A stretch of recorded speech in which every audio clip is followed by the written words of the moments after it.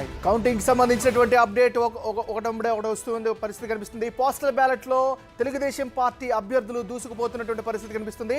Postal బ్యాలెట్లో Vijayasai Reddy వెనకబడినటువంటి పరిస్థితి మనం కనిపిస్తుంది. ఇక రాజమండ్రిలో భారతీయ జనతా పార్టీ ఎంపీ అభ్యర్థి పురంధేశ్వరికి లీడ్ స్పష్టంగా కనిపిస్తూ ఉంది. సో లీడ్స్ అన్ని కూడా ఒకటి వెంబడి ఒకటి వస్తుంది. ఇక పిఠాపురం పోస్టల్ బ్యాలెట్లో కూడా ఎక్కువ శాతం చెల్లని ఓట్లు పోలేనట్టుగా కూడా తెలుస్తుంది. అయితే తొలి రౌండ్లో పవన్ కళ్యాణ్ కూడా లీడ్లో ఉన్నటువంటి పరిస్థితి కనిపిస్తోంది.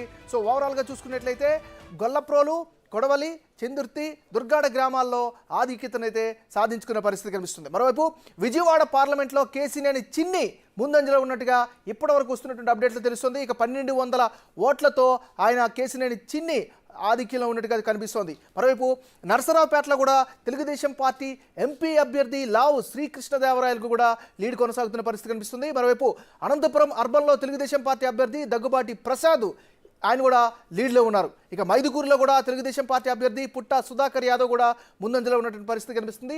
ఇది ఉమ్మడి కడప జిల్లాకు సంబంధించినటువంటి అప్డేట్ ఇది. ఇక కుప్పం చాలా ఇంపార్టెంట్ అయిన నియోజకవర్గం. కుప్పంలో చంద్రబాబు నాయుడు ముందంజలో ఉన్నటువంటి పరిస్థితి కనిపిస్తుంది. పోస్టల్ బ్యాలెట్ల ఓట్లలో చంద్రబాబు నాయుడు స్పష్టమైనటువంటి లీడ్ లైన్ అయితే దక్కించుకున్నట్టు పరిస్థితి కనిపిస్తుంది.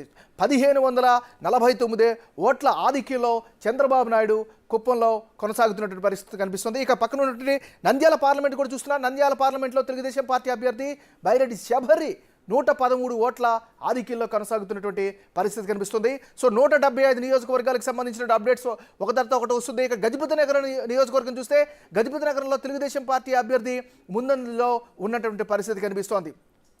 ఆంధ్రప్రదేశ్లో ఉన్నటువంటి 175 నియోజకవర్గాల్లో కూడా పోస్టల్ బ్యాలెట్లో ఇప్పటివరకు అందుతున్నటువంటి అప్డేట్ చూస్తే తెలుగుదేశం పార్టీ అభ్యర్థులు ముందంజలో ఉన్నటువంటి పరిస్థితి కనిపిస్తుంది.